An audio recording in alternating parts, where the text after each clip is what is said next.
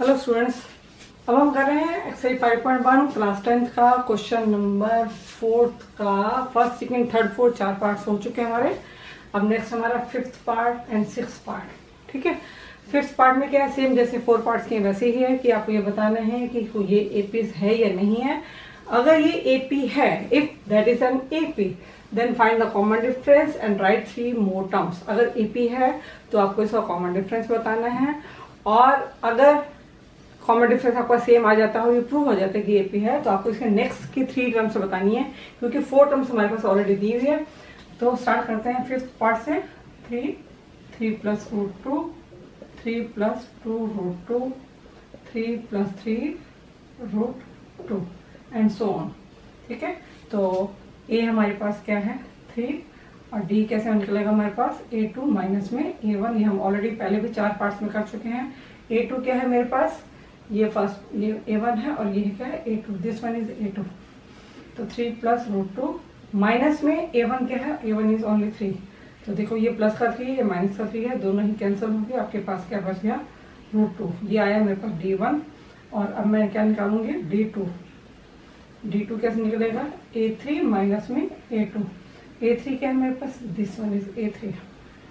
तो a3 मेरे पास 3 plus 2 root 2 minus में a2 कितना है मेरे पास, a2 ये उससे पहले वाला नंबर प्रीसीडिंग नंबर है 3 प्लस रूट 2। अगर मैं 3 प्लस रूट 2 को ऐसे लिखूंगी तो दैट इज रॉन्ग फॉर्म होगा। क्यों, क्योंकि आपके पास यहाँ माइनस का साइन लगाया, so you should have to keep it in a bracket. अगर ये माइनस साइन ना होता तो हम इसको एज इट इज लिख सकते थे, लेकिन माइनस साइन है तो हमें इसको ब्रैकेट में रखना पड़ेगा।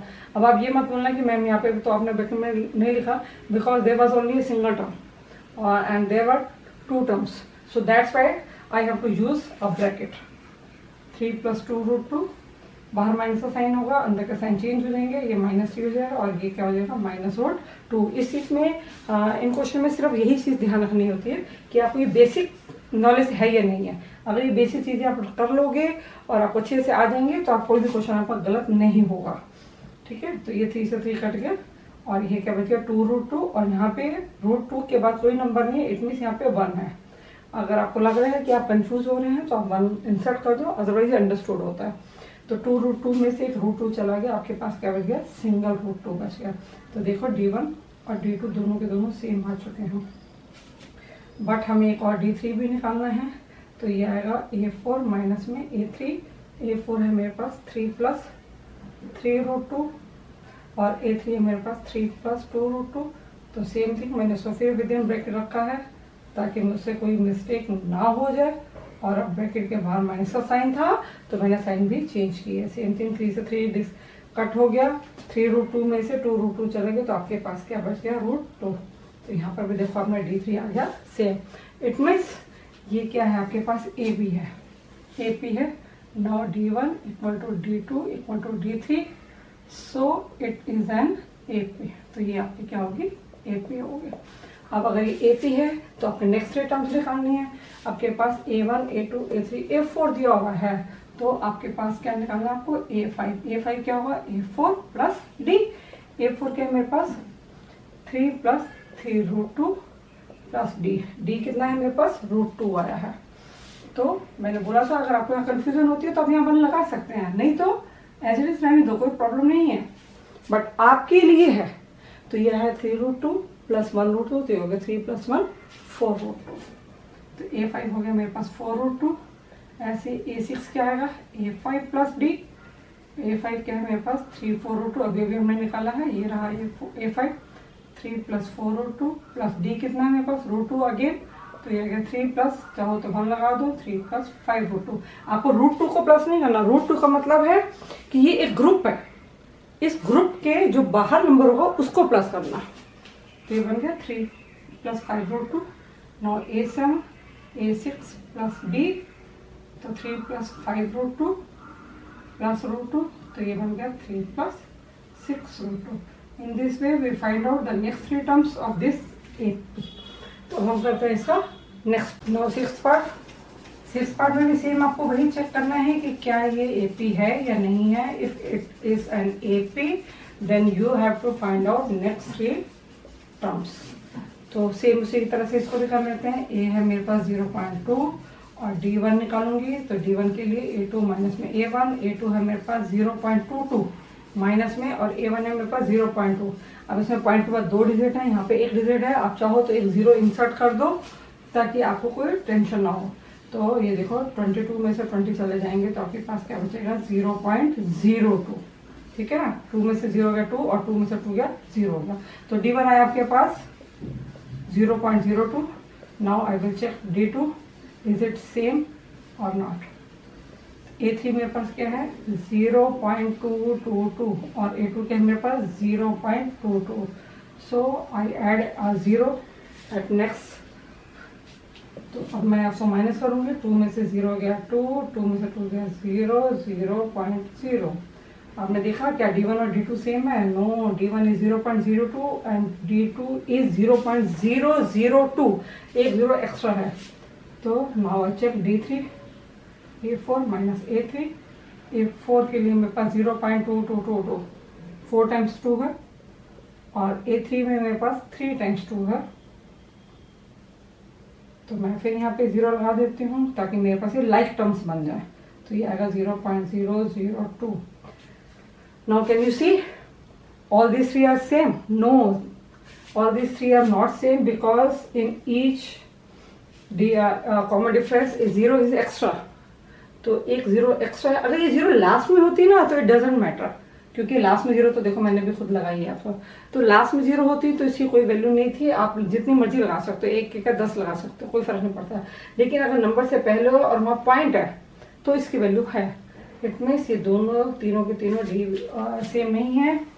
No, D1 not equal to D2 not equal to D3, so it is not an AP।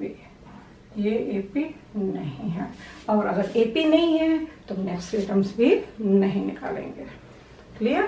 अब हम ऐसा करते हैं next part. Now seventh part में क्या आपके पास सेम वही चीज है जो अभी तक आपने की है। इसको भी आपको अगेन चेक करना है, तो देख लेते हैं क्या है।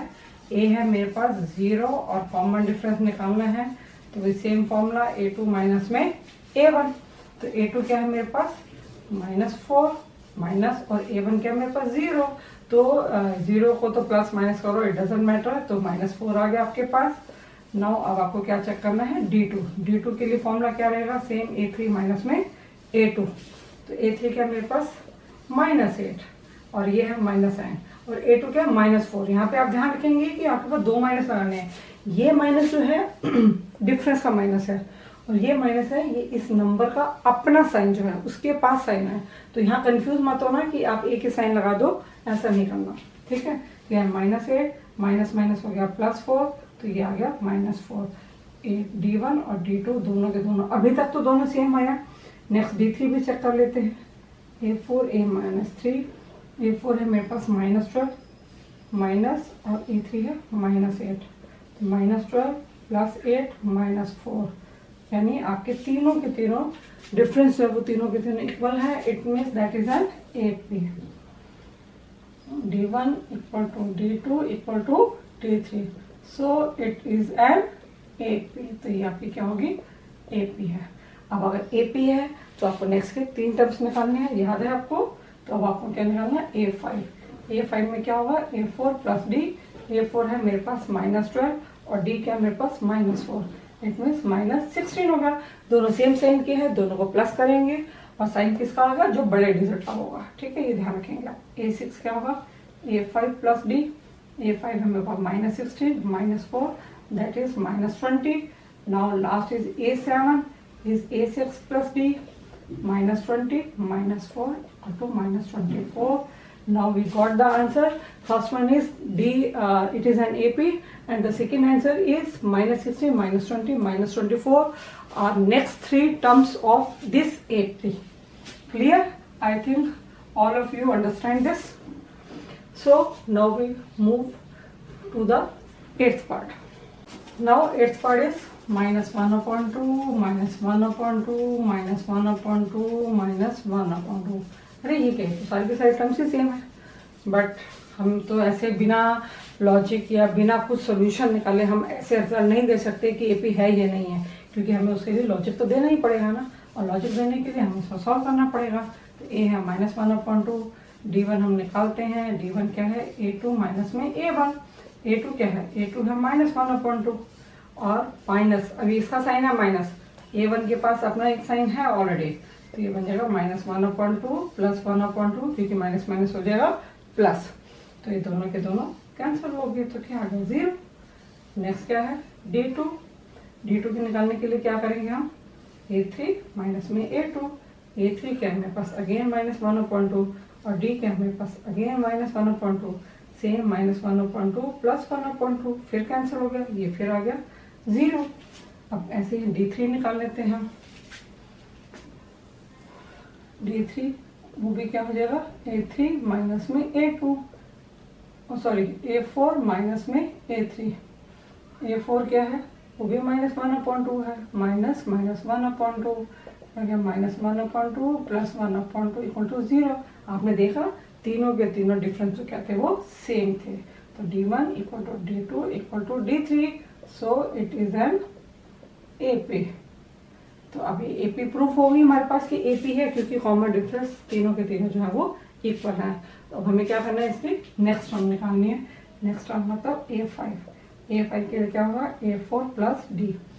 A4 क्या है मेरे पास -1/2 और D क्या है मेरे पास 0, तो 0 को तो आप कहीं पे भी डालेंगे कुछ फर्क नहीं पड़ेगा, तो इसका मतलब इसके नेक्स्ट टर्म भी आपके पास सेम वही की वही रहेगी, क्योंकि आप 0 ही तो लगा रहे हो और तो कुछ लगा ही नहीं रहे हो, लेकिन आपको सोल्यूशन करके देना ही पड़ेगा, आपको सोल्यूशन में बताना ही पड़ेगा कि आपको 0 डालने से कोई फर्क नहीं पड़ रहा है। तो इसके लिए मतलब 4 टर्म्स -1/2 थी, तो 5th 6th और 7th टर्म भी सेम रहेंगी, क्योंकि आपका कॉमन डिफरेंस जो है वो क्या है 0 है। क्लियर।